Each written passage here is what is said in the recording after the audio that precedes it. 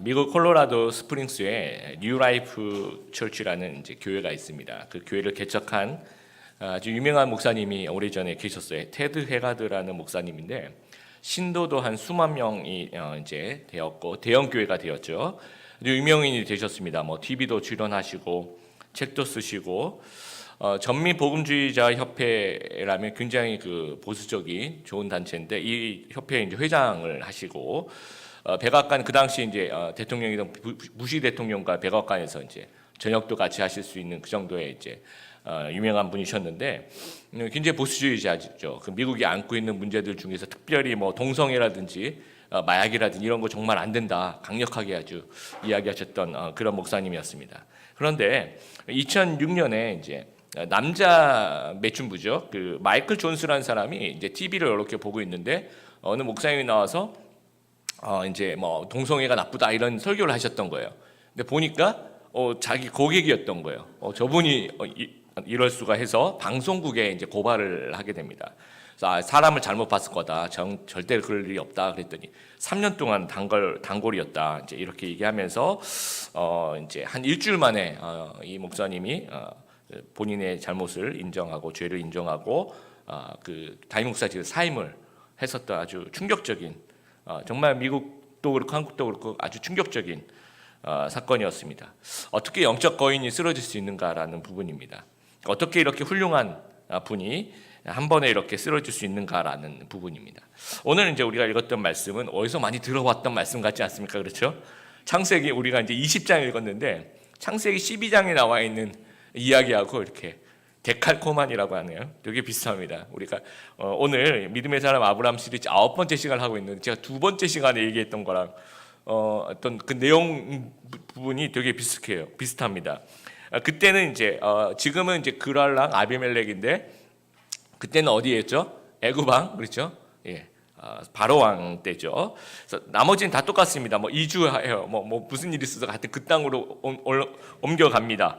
그리고 어떻게 합니까? 막 그 땅의 사람들이 날 죽일 것 같은 그런 두려움에 쌓여요. 그러고 하는데 거짓말해. 우리 부인이 아니고 내 여동생이라고 또 거짓말합니다. 그리고 그 거짓말이 또 들통이 나요. 그래서 막 혼나요. 왜 속였냐고 막 혼나고. 그러던 즈음에 또 하나님이 나타나서 이제 뭐 목숨을 좀 구해주고요. 이런 스토리. 이제 이집트에서 애굽에서 실수했을 때는 몇 살쯤 됐었냐면 한 75세 정도 아브라함이. 근데 지금은 99세입니다. 그러니까 약 24년이 흘렀던 거죠. 그러니까 그동안 아브라함 많이 성장했습니다. 이집트에서 이제 처음 실수한 이후에 이제 롯이 이제 땅이 너무 좁으니까 막 다툼이 일어나니까 네가 우하면 내가 좌하고 내가 좌하면 내가 우하고 하면서 이렇게 통큰 양보를 하는 모습들을 우리가 봤고요. 가나안 전쟁을 믿음으로 승리하는 그런 과정도 우리가 보고 또 전리품도 하나님만 내가 의지하겠다는 마음으로 전리품도 다 돌려주잖아요. 그 다음에 할례를 행하고 또 소돔 고모라를 위해서 하나님 뭐 의인 10명만 있으면 뭐 50명만 있으면 40명만 뭐 30명만 좀 줄어들면서 10명만 있으면 이 땅을 멸하시겠습니까 하면서 하나님 붙잡고 이렇게 기도할 수 있는 정말 그 어떤 중보 기도자 아주 훌륭한 사람이 되어 있었다는 거죠. 그래서 어느새 그 초보의 티를 벗고 제법 우리가 봤을 때 거인이라고 뭐 하여튼 제법 성숙한 신앙의 그 어떤 믿음의 사람이 되어 있었다라는 겁니다. 그럼에도 불구하고 24년 전의 실수를 또 반복하는 거예요. 그래서 뉴스 1면에 등장하는 유명인이 이런 실수를 어떻게 했느냐라는 부분들 우리가 좀 살펴보기를 바랍니다. 영적 거인은 존재하지 않는다는 거예요. 왜 그런가라는 부분. 그러면 우리는 어떻게 신앙생활을 해야 되는가에 대해서 좀 한번 하나님 말씀 좀 살펴보기를 바랍니다. 첫 번째 우리가 생각해 볼 부분은 영적으로 연약한 부분을 좀 조심해야 된다라는 겁니다. 제가 이 알레르기성 비염이 있습니다. 그러니까 저는 이제 사람마다 이제 그 반응이 좀 다른데 저는 좀 이렇게 비가 많이 올 때 뭐 장마철이라든지 비가 많이 오면 코가 굉장히 간질하면서 막 콧물 재채기 뭐 난리가 납니다. 근데 여러분 비가 올 때 이렇게 반응이 다 똑같지가 않아요. 여러분들은 비가 올 때 어디가 안 좋으세요? 무릎이 안 좋으신 분들도 있고 비가 올 때 허리가 안 좋으신 분들도 있고 그렇죠. 비가 오면 머리 이제 두통 때문에 시달리신 분들도 있고요. 아니면 비가 오면 회사를 안 나가신 분들도 오늘 커피를 마시면서 있고 싶다. 아니면 비만 오면 뭔가 이렇게 거리를 이렇게 뭐 우산 없이 한번 걸어보고 싶다든지, 예. 그러니까 뭐 똑같은데 사람마다 뭔가 약한 부분이 이제 나온다는 거. 저는 이제 코가 약한 거죠. 그러니까 이제 비가 오면 코 부분이 이제 난리가 나는 겁니다. 그런 것처럼 우리는 우리 영혼이 죄성을 가지고 있어요. 근데 특별히 그 죄성 중에서도 특별히 나에게 연약한 부분이 있어요. 물론 다른 것들로도 얼마든지 우리가 연약하기 때문에 죄 지을 수 있지만 그나마 이렇게 특별히 연약한 부분이 있습니다. 그 죄의 패턴이라는 것이 우리가 아주 우연하게 정말 생뚱맞게 이렇게 죄를 짓는 것이 아니라 어떤 나한테 약한 부분이 있어요. 그 부분으로 유혹이 들어오면 그것을 통해서 죄를 짓는 겁니다. 어떤 분이 혈기와 분노에 약한 분이 있으면 막 평소에는 괜찮은데 막 화가 난 일이 있으면 막 욱하면 이제 거기 그 통로를 통해서 이제 죄가 이제 껴 들어오는 겁니다. 아니면 술에 약하신 분들은 술만 마시면 그것을 통해서 이제 여러 가지 죄들이 이제 파생해서 발생하는 겁니다. 또 성적인 부분, 또 음란과 이런 부분이 약하신 분들은 그 부분 때문에 또 이제 죄를 짓게 되고요.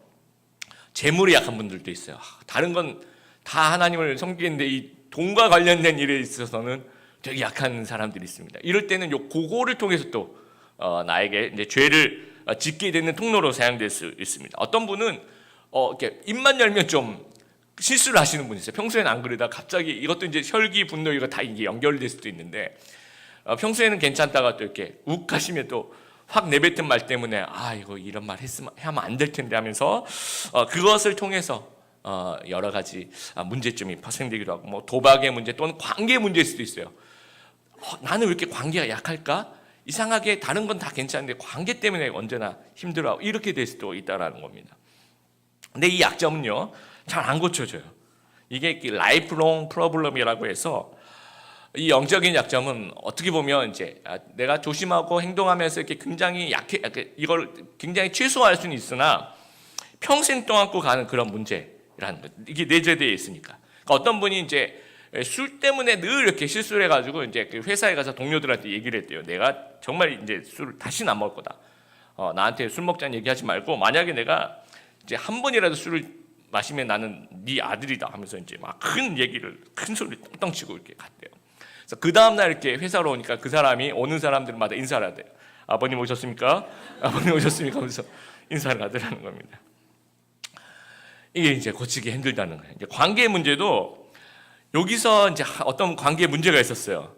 근데 관계가 연약하신 분들은 다른 곳으로 가도 거기서도 이상하게 관계에 어떤 어려움이 있어요. 희한하죠, 그렇죠? 이분이 이렇게 따라오시는 것도 아닌데, 그렇죠?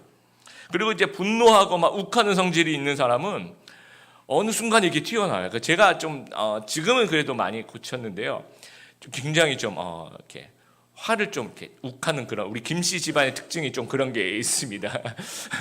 아버님부터 시작 물려받는 이제 이게 있는데 제가 이제 예수 믿고 막 하나님께 기도하고 그래서 많이 없어졌는데 요즘에는 막 이렇게 어디서 나오냐면 야구 볼 때 이게 막 나와요. 아니 왜 투수를 안 바꾸는 거지? 뭐 이러면서 막 저 혼자 막 고함을 치고 저 혼자 이렇게 보고 있는데 막 저 혼자 집에서 고함을 치는 거. 아니 왜 지금 투수를 안 바꾸지? 지금 대타로 바꿔야 되는데 하면서 그런 것들이 이렇게 나오면서 내가 아직도 이런 부분이 군데군데 있구나 하는 생각이 들었습니다. 동일한 패턴으로 마찬가지로 동일한 약점에서 파생된 실수가 여러분 이제 동일한 패턴이 있을 거예요, 여러분도. 예, 그런 것들 통해서 이제 죄가 나온다는 거죠. 아브라함도 이제 한번 살펴봅시다. 어떤 동일한 패턴이 있는지. 일단은 이주를 해요. 일단 아브라함은 이주하면서 실수를 해요. 오늘은 어디로 이주했냐면 1절에 보시면 가데스와 술 사이에 그랄에 거주하며라고 했는데 이 그랄 땅은 이제 여러분 잘 알고 계시는 그 블레셋 족속들이 살고 있는 땅입니다. 원인은 왜 이주했을까요? 여러분 지난 24년 전에 그 이집트로 내려갈 때는 기근 때문에 내려갔잖아요. 근데 지금은 무슨 이유였을까? 이제 성경학자들이 연구한 결과 아마도 그 소돔 고모라가 멸망을 했는데 그때 이제 그 소돔 고모라에서 올라온 연기가 아브라함이 살고 있는 그 땅에서 보였다고 이제 성경이 얘기를 하거든. 한 30km 정도 떨어졌을 텐데요. 그 정도로 이제 연기가 올라왔다면 그게 이제 낙진이 떨어지면서 뭔가 농작물에 피해도 되고 풀도 잘 안 자라고 그 영향이 좀 있었던 것 같아요. 그럼 목축을 하는 입장에서는 아무래도 그렇죠. 그런 영향을 좀 덜 받는 싱싱한 풀이 자라는 그쪽으로 아마 이주를 했을 가능성이 커요. 그래서 지도를 여러분들 제가 보여드리는 않겠지만 생각해 보시면 이제 여러분 이제 머릿속에 한번 생각해 보세요. 소돔 고모라 한 요 정도 있다고 보세요. 그러면 지금 아브라함이 살고 있는 헤브론이 한 요 정도, 약간 높이 요 정도. 그러면 그랄 땅은 약간 이 정도예요. 그러면 그랄 땅은 이 소돔과 고모라에서 훨씬 더 멀리 떨어져 있게 되는 거죠. 그래서 좀 더 안전한 그런 목축의 지대로 아마 옮겨가지 않았을까 생각하면 이 경제적인 이유입니다. 그러니까 이집트로 내려갔을 때도 경제적인 이유였죠. 그죠? 똑같습니다. 그리고 아내를 누이라고 거짓말합니다. 2절에 이제 그 아내를 자기 누이라고 했더니 똑같이 그때는 이집트 왕 바로가 후궁으로 데려가고 이번엔 그랄 왕이라고 하는 그 블레셋 왕 아비멜렉도 이제 바로라고 얘기하는 것처럼 아비멜렉도 그냥 임금을 얘기하는 겁니다. 이 당시 임금을 그냥 아비멜렉이라고 얘기합니다. 그래서 가져가요. 근데 이게 11절 여러분 한번 보세요. 한번 제가 읽어볼게요. 아브라함이 이르되 이곳에서는 하나님을 두려워함이 없으니 내 아내로 말미암아 사람들이 나를 죽일까 생각하였습니다. 똑같죠. 그때도 내가 내 아내를 죽일 거야라고 생각하고 그러니까 내 아내 때문에 나를 죽일 거야 이렇게 생각했던 거고 13절 제가 읽어보겠습니다. 하나님이 나를 내 아버지 집을 떠나 두루 다니게 하실 때 내가 아내에게 말하기를 이후로 우리가 가는 곳마다 그대는 나를 그대 오라비라 하라. 이것이 그대가 내게 베풀 은혜라 하였었노라. 자, 한번 생각해 보세요. 철저하게 자기만 생각하는 거예요. 똑같아요.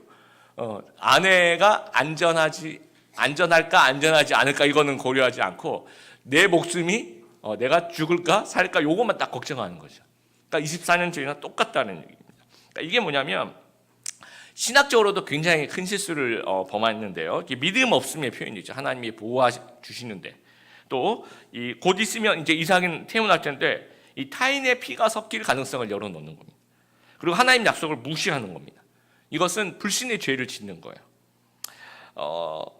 어떤 사람들이 이제 이 글을 읽으면서 그렇게 생각하시는 분들 있어요. 전에 그 이집트에 갔다가 조금 망신은 당했지만 올라오면서 큰 선물을 받고 올라왔잖아요. 그래서 돈을 벌어서 이번에도 아마 또 이런 비슷한 일을 꾸며서 큰 돈을 좀 생각한 그런 큰 그림을 한번 생각해 본 것은 아닌가, 그렇게 얘기하는 분들도 있었습니다.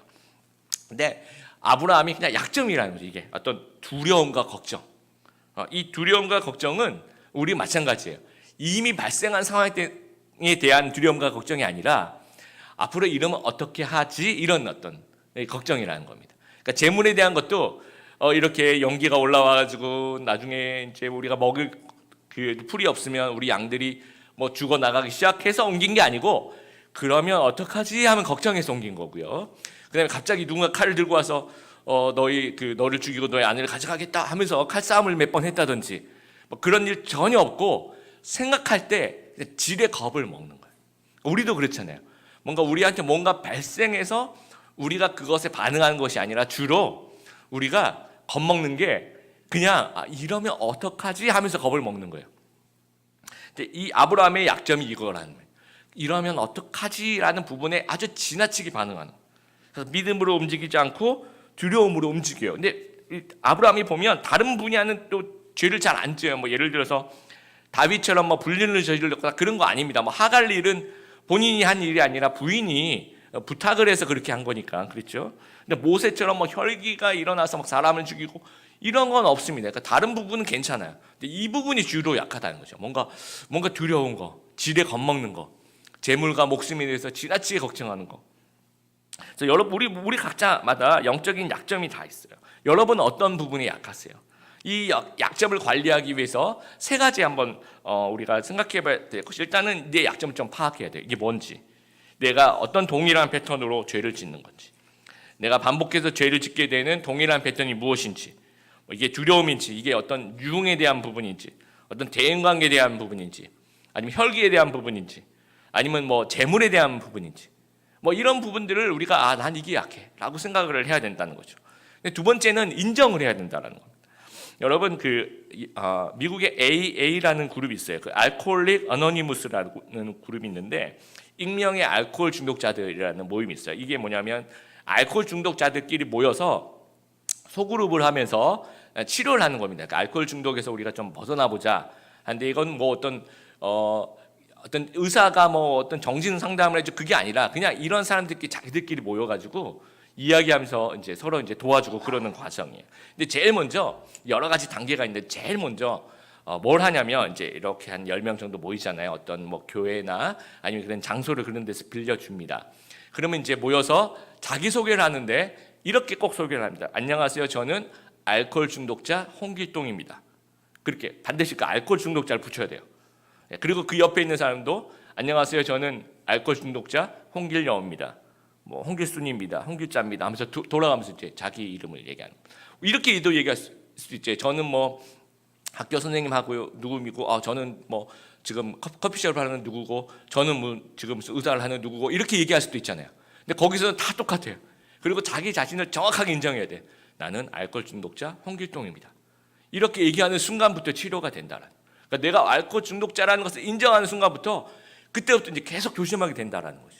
그래서 우리도 어떤 부분이 약하면, 그러니까 아브라함도 이렇게 해야 돼요. 저는 두려움과 걱정이 약한 아브라함입니다. 이렇게 고백을 해야 돼요. 그게 언제나 나는 나는 이제 아브라함이죠. 나는 두려움과 이 재물에 대한 두려움과 어떤 걱정 이게 약하기 때문에 이런 것이 발생할 때마다 자기 스스로 나는 두려움과 걱정이 약한 그런 아브라함입니다. 이걸 계속 매일매일 고백했다면 아마도 세 번째에 나와 있는 그 조심하는 그 부분들 이렇게 인정했다면 저절로 조심이 됐을 거라고 생각이 됩니다. 그래서 어떻게 조심해야 되는지 좀 더 살펴보면 두 번째로 영적 교만을 갖지 말자라는 겁니다. 자, 그랄로 내려가기 전에 우리가 이제 우리가 믿음의 사람 아브라함 시리즈를 지난주하고 이번 주 이제 제가 조금 건너뛴 부분들이 있습니다. 소돔과 고모라와 이제 롯이 나오는 장면, 저희가 아브라함의 초점을 맞추고 있기 때문에 롯이 나오는 장면을 제가 좀 건너뛰었습니다. 근데 거기에 이제 하나님이 소돔과 고모라를 멸망하시러 가기 전에 아브라함에게 나타나서 18장 17절로 뭐라고 얘기하냐면 그러니까 이렇게 하나님이 아브라함에게 이렇게 이야기합니다. 내가 하려는 것을 아브라함에게 숨기겠느냐라고 얘기를 해요. 그러니까 아브라함이 그 얘기 들으면 기분이 어떻겠어요? 되게 뿌듯하고 좋죠. 하나님이 일부러 와가지고 내가 앞으로 뭘 어떻게 할지 너한테 가르쳐줄게. 내가 너한테는 안 숨겨. 이렇게 얘기해 준다면 굉장히 기분이 좋을 거 아니에요. 이렇게 뭔가 이렇게 업되는 기분. 그리고 이사야 41장 8절에 보면 나에벗 아브라함 자손, 하나님이 얘기하시는 거예요. 그러니까 성경에서 찾아봤을 때 하나님이 유일하게 인간을 보실 때 얘는 내 친구야, 얘는 나의 벗이야 라고 얘기한 사람이 아브라함이 유일해요. 그리고 아브라함이 소돔을 향해서 중보기도를 하나님 뭐 의인 50명 있으면 이 땅을 멸망하실 겁니까? 아니다. 이렇게 점점 줄어들죠. 40명, 30명, 몇 명까지 줄어들어요? 20명, 10명까지. 그러니까 아브라함 생각에는 적어도 10명은 그 롯의 가족들 뭐 이렇게 해가지고 뭐 하다 보면 종들 이렇게 해서 10명은 있을 거야. 그러면 될 거야라고 생각했던 것 같아요. 그러니까 10명까지 줄였는데 하나님이 오케이 하셨어요.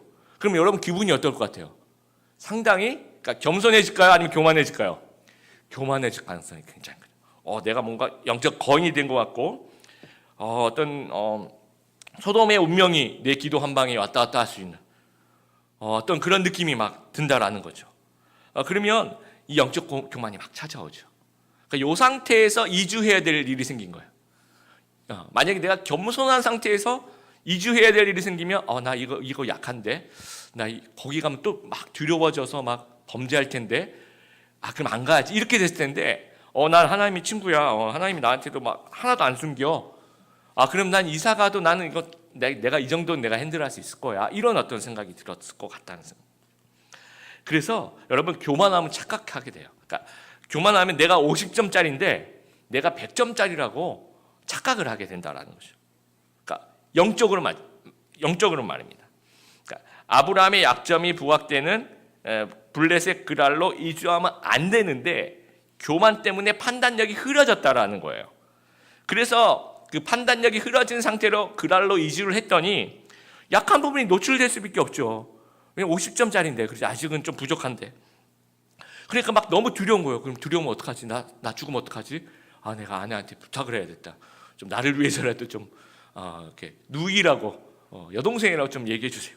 하면서 그러면서 또 아까 말씀드린 신학적으로 타인의 피가 섞일 가능성. 그러니까 하나님이 축복하시려고 딱 준비하고 있는데 불신앙의 죄를 또 짓게 되는 큰 실수를 하게 된다라는 겁니다. 그래서 여러분, 어제의 믿음의 성공이 오늘의 성공을 보장하지 않는다는 거예요. 그러니까 오늘도 조심하지 않으면 언제든지 실패할 수 있다는 겁니다. 그래서 영적인 교만함은 우리의 신앙의 나태함으로 이어집니다. 우리가 잘 나갈 때 무너지는 게 아니고 평안할 때, 우리가 잘 나갈 때가 아니라 평안할 때 그러니까 어려울 때, 그러니까 다시 말씀드릴게요. 우리가 어려울 때 무너지는 것이 아니고 우리가 평안할 때 무너진다라는. 다윗 왕 보세요. 언제 범죄에서 무너졌습니까? 초창기에 막 도피하면서 막 아둘람 굴에 살고 그럴 때 범죄하진 않습니다. 언제 범죄합니까? 나중에 왕국이 평안해지고 이제 전쟁도 본인 직접 안 나가고 그럴 때 이제 범죄하게 되는 겁니다. 솔로몬 왕도 그래요. 처음에 왕이 임명됐을 때 막 하나님께 막 기도를 1,000번째를 드리고 기도하지 막 완전 하나님께 그냥 붙잡고 늘어지는 거죠. 축복해달라, 지혜를 달라고.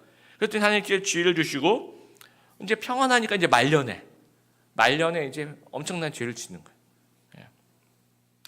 그래서 징기스칸이 그 자녀들에게 경고를 합니다. 이렇게 경고를 합니다. 내 자손들이 비단 옷을 입고 벽돌집에 사는 날 내 제국은 망할 것이다.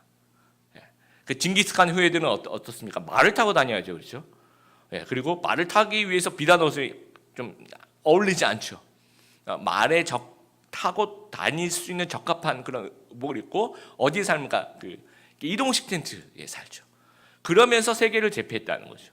그런데 어느 순간 평안해지고 비단 옷을 입고 벽돌집에 사는 날 온 나라는 멸망할 것이다. 그렇게 예언. 그 말대로 이제 그렇게 됩니다.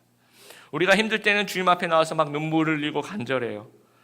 여러분 훈련소 4주 제가 있어 봤는데요. 첫 주에 갔더니 아까 찬양을 딱 하는데 아까 우리 찬양 내 주여 뜻대로 행하소. 그 어떤 찬양을 불렀는지 기억도 안 납니다, 저는. 그러니까 찬양하는 그 한 소절을 부를 때 울기 시작해요. 막. 저 혼자 그런 게 아니고 다 막 고개 숙이고 막 그 훈련소 첫 주. 그리고 끝나고 막 이렇게 커피 한 잔 주고 이렇게 믹스 커피. 그게 정말 천국이죠. 믹스 커피가 이렇게 정말 군대에서 먹으면 되게 맛있습니다. 그렇게 이제 해요. 둘째 주, 셋째 주, 넷째 주쯤 다 자요. 그게 뭘까요? 그거 되게 신기하죠, 그렇죠? 같은 하나님인데. 그러니까 첫 주에 너무 힘들고 어려울 때는 막 하나님 붙잡고 울고 난리가 납니다. 근데 이제 훈련소도 한 3주, 4주 이제 하면 친해지고 친구들도 사귀고 이제 익숙해지고 이제 그러면 그때는 이제 교회 와서 평안해지니까 오늘은 간식을 뭘 주나? 저기 불교에서 치킨 준다는데 거기를 잠깐 한 주만 갔다 올까? 막 이러면서 이런 생각이 드는 거죠. 테드 헤가드 목사 아까 처음에 얘기했던 그분이 처음에는 안 그랬을 거고요. 이제 되게 유명해졌어요. 그랬더니 이제 책을 써달라는 부탁이 출판사에서 막 오는 거예요. 그럼 이제 책을 쓰시는데 뭐 그냥 집에서 쓰실 수도 있고 집무실이 계실 거 아니에요. 근데 10,000명 넘는 교회니까 뭐 집무실이 조용하고 널찍하고 뭐 비서들이 이렇게 다 관리해 줄 걸 그러니까 그렇게 쓰시면 되는데 사람이 없는 곳을 일단 가는 거예요. 어디로 갔냐면 호텔로 가신 거예요. 아무도 안 만나고 책을 쓰겠다는 거죠. 근데 이게 굉장히 볼 때 영적인 교만인 거예요. 나는 호텔에 가서 써도 아무도 안 볼 때 되게 죄짓기 쉽잖아요. 그렇죠? 근데 아무도 안 보는데 가도 나는 잘할 수 있어. 이렇게 생각하신 거예요. 그래서 호텔에서 이제 글을 쓰는데 이분이 이제 그 그러니까 자기가 남성한테 끌리는 어떤 그런 연약함이 있었던 거예요. 그러면 오히려 그러면 안 되잖아요. 사람이 없는 데로 가면 더 이제 그게 더 부각이 되니까 죄가. 근데 호텔에 가니까 이제 아무도 없으니까 주변에 그냥 이렇게 그 단골 마이크 존스라는 이제 호텔 방으로 오라고 한 거죠. 아주 오랫동안. 그러니까 자기를 너무 그러니까 나는 잘할 수 있어라고 너무 교만하게 생각했다라는 겁니다. 그러니까 우리가 약간의 긴장감이 필요해요. 그것은 이제 매기 효과라고 합니다. 이게 이제 어떤 이야기를 통해서 뭐 미꾸라지라고도 하고 청어라고도 하고 이제 얘기하는 사람마다 좀 달라지는데 이 매기 효과라는 것은 이런 거예요. 뭐 아주 이제 미꾸라지를 잡았어요. 그러면 탱크에 가득 실어가지고 한 4시간 5시간 이제 가야 되는데 한 3시간 4시간 가면 미꾸라지들이 이렇게 눈이 풀린대요. 그래서 싱싱하지 않는데요. 그래서 그 메기의 천적인 미꾸라지 천적인 메기 한 마리 이렇게 그 수조 안에 집어넣는데요. 그러니까 먹어봤자 뭐 몇 마리 못 먹으니까. 그래서 그 메기가 일단 딱 있으면 애들이 긴장한대요. 그래서 아주 오래 놔두면 다 죽겠지만 그게 아니라 이제 3시간, 4시간 요 정도는 먹어봤자 많이 먹지도 않고 아주 싱싱하게 다들 긴장하고 쟤한테 안 먹히기 위해서 깨어 있고 그러다 보니까 이제 이제 목적지에 도착했을 때 아주 신선도를 유지할 수 있다라는 겁니다. 그러니까 어떤 영적인 매기 효과도 마찬가지입니다. 뭔가 내 삶 속에 이제 교회 운영하는 저도 그래요. 제가 이제 전에부터 이제 담임 목사 하면서 막 이렇게 평안할 때도 있지만 뭔가 이렇게 교인들이 막 괴롭힐 때도 있잖아요. 그러면 이제 저 교인이 참 너무 괴롭히니까 품어줘야 되지만 저 교인이 교회를 나가면 내가 더 평안해질 것 같다. 뭐 그런 생각을 해요. 그러면 안 되지만 연약하니까 죄송해요. 용서해 주세요. 옛날에 그랬다니 옛날에. 근데 이제 그 교인이 그 진짜로 내가 정말 아무 얘기도 안 했는데 그거 알아서 그냥 다른 교회를 가. 너무 감사하죠. 그래서 이제 감사원금 할까? 그럼 뭐라고 써야 되지? 그러니까 뭐 그런 생각도 드는데 또 그게 안 없어지더라고요. 또 누군가가 들어와서 그 역할을 해요. 와, 그래서 그분이 또 그분 때문에 또 힘들는데 시간이 지나서 또 그분이 또 이제 그러면 또 다른 분이 또 와가지고 그러니까 이게 제가 보니까 한 10%, 5%, 10%. 그래서 왜 우리 축구에 시드 배정 하잖아요. 시드 배정, 아시아 시드 그런 것처럼 이 영적 매기 시드가 교회마다 있는 것 같아요.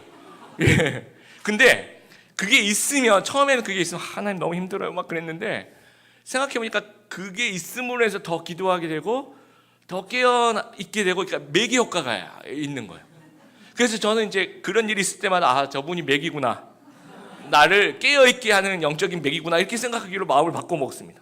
또 이제 이런 얘기를 하면 이제 목사님 좀 깨어나기 위해서 제가 매기 역할을 하겠습니다. 그러실 필요는 없습니다. 절대로 그럴 필요 없고 그냥 제가 알아서 적당히 긴장하고 있으니까 그러지 않았으면 좋겠고요. 그래서 내 삶에도 마찬가지예요. 여러분 회사에서도 여러분 일터에서도 쟤만 없으면 내 인생 참 좋을 것 같은데 막 요럴 때는 그렇게 생각하지 말고 얘가 영적인 맥이구나. 나를 하나님이 더 긴장시키고 나를 더 기도하게 하는. 그러니까 제가 처음에 왔을 때 우리 새벽 기도 때 그래도 우리 교인들이 와서 막 일주일에 한 번 와서 기도하고 막 토비스도 오시고 막 기도하고 그러는데 요즘 너무 평안한 것 같아요. 요즘 그래가지고 이상하다. 교회가 너무 평안하니까 또 새벽 기도 인원이 좀 줄어드는 것 같아야 그렇다고 또 교회가 어려워야 되나 그런 것도 아니에요. 그런 건 아닌데 영적인 어떤 부분에 있어서 우리가 좀 더 깨어서 새벽에 좀 더 기도하고 토요일에도 와서 또 깨어서 기도하고 그랬으면 참 좋겠다. 그러니까 그러니까 어려움이 닥치기 전에 그냥 우리가 기도로서 미리미리 좀 대비하고 기도하면 참 좋겠다 그런 생각이 들었습니다. 그래서 여러분 삶 속에서 누군가가 매기 같은 역할하고 뭔가 어떤 환경이 또 어떤 그런 어려움을 나에게 줄 때 다행이다 이렇게 좀 생각했으면 좋겠어요. 만약에 이 어려움이 없으면 아브라함처럼 또 이제 영적으로 교만해져서 실수하기 굉장히 쉽다라는 겁니다. 병 중에 당뇨병이라고 있습니다. 그러니까 인슐린 분비 기능에 문제가 생기는 대사 질환 중에 하나인데 이게 특징이 평생 못 고쳐요. 불치병이에요. 근데 겉으로는 또 멀쩡하고요. 관리를 잘하면 또 전혀 문제가 없어요. 전혀 구별이 안 됩니다. 겉으로 볼 때 당뇨병이시구나 아니구나 이제 그 구별이 안 됩니다. 그런데 내가 관리를 잘 못하면 아주 치명적인 합병증 때문에 아주 고생할 수 있습니다. 근데 이게 그래서 이제 그런 당뇨병을 앓고 계신 분들은 뭐 자가 혈당 측정기를 요즘에 이제 장비들이 좋아져서 아니면 인슐린 주사기를 가지고 다니시거나 아니면 뭐 간식거리들 있잖아요. 뭐 당 떨어진다 뭐 이러면서 이렇게 사탕이라든지 초콜릿이라든지 당뇨병이 아닌데도 이렇게 드시는 분들도 계시죠. 늘 이렇게 쌓아놓고 드시는 분도 계시지만 그래서 늘 이제 조심하신대요. 체중 감량 언제나 체크하고 금연 금주 체크하고 숙면을 취하고 뭐 식습관 같은 것도 개선하기 위해서 되게 노력하면서 철저하게 관리하신 분들은 아무 문제 없이 불치병이지만 아무 문제 없이 갈 수 있는 겁니다. 그런데 그걸 관리하지 못하는 분은 아주 사소한 것 같은데도 아주 크게 어려움을 겪을 수 있다는 거죠. 영적인 약점이 마치 당뇨병과 같은 거예요. 평생 안고 가지만 관리하면 문제가 없는데 관리 안 하면 각종의 죄악이 발생하는 겁니다. 그래서 아까 그 동성애에 끌렸던 그 목사님은 이게 당뇨병인 거죠, 그렇죠? 그분한테 영적인. 그러면 이제 사모님한테 말씀해요. 야, 내가 이러니까 좀 옆에서 좀 보살펴 달라고.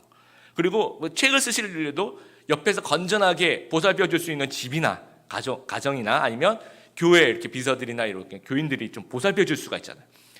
그런 어떤 안전한 장소에서 집필 하셨어야 되는데 그러지 않았다는 거죠. 만약에 내 약점이 술이라면 한 잔도 먹으면 안 됩니다. 여러분 이제 정말 나는 유럽식 크리스찬이야 뭐 이렇게 생각하셔서 난 절대로 뭐 나는 실수하지 않아 뭐 그럴 수도 있는데 이 술만 마시면 실수하시는 분들 있잖아요. 술만 마시면 운다든지 뭐 누구한테 전화해서 막 또 난다든지 뭐 이렇게 노상방뇨하신다 이렇게 술만 마시면 좀 그러신 분들은 또 이제 막 술만 마시면 또 카드를 긁으시는 분도 있어요. 그래서 내가 안 냈는데 왜 이게 돌아오는지 정말 예상하지 못했던 앞에 한 자리 더 붙어서 막 이렇게 날라오고 이런 분들은 한 잔도 먹으면 안 된다는 거죠. 그리고 쳐다보지도 말아야 되고 그러니까 되게 조심해야 된다는 거예요. 술자리 가지도 말고 술 친구 만나지도 말고 주변에 있는 분들에게 내가 혹시나 손을 대면 좀 보호를 요청한다든지 또 스트레스를 해소하는 방법을 다른 패턴을 찾아요. 왜냐하면 스트레스 쌓이면 그 보상을 받기 위해서 이것을 손을 댈 수밖에 없거든요. 그러니까 운동을 한다든지 취미생활을 한다든지 지인을 만난다든지 예배 열심히 참여해서 그런 부분을 예방한다든지 기도 생활에 힘쓴다든지 이런 그 스트레스를 해소하는 방법을 찾아야 된다라는 겁니다. 그래서 세상 근심이 또 내 약점이다 이런 분들 있잖아요. 막 온갖 걱정이 너무 많고 아브라함이 좀 아브라함파예요. 아브라함처럼 또 이런 분들은 상상인지 현실인지 좀 구별할 수 있어요. 평소에 이게 지금 내가 벌어진 일인지 아니면 앞으로 내가 상상해서 이렇게 벌어지면 어떡하지라는 건지를 언제나 수위 조절한 해서 조심해야 할 필요가 있습니다.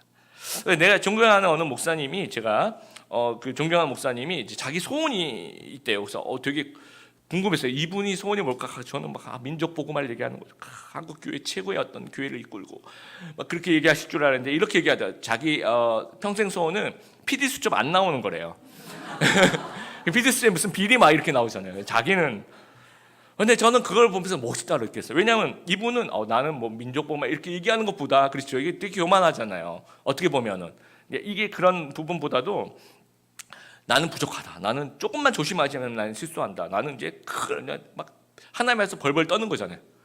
매일매일 나는 새로운 판을 걷는다. 나 피드수첩 안 나는데 어떤 소원이다. 근데 제가 볼 때 굉장히 훌륭한 분이거든요. 저는 보면서 이렇게 훌륭한 분이 이렇게 발발 떨고 있구나. 이게 멋있는구나. 이분이 나는 괜찮아 이래서 멋있는 게 아니라 나는 큰일 날 수 있으니까 조심해야 돼요. 이렇게 얘기하는 게 이 부분이 멋있다라는 거죠. 그러니까 우리가 크리스찬들이 나는 영적 거인이에요 이래서 멋있는 게 아니고 뭔가 발발 떠는 거예요. 여러분 건강을 생각해 볼 때 골골한 사람이 오래 살아요? 아니면 건강을 자신한 사람이 오래 살아요? 여러분 생각해요.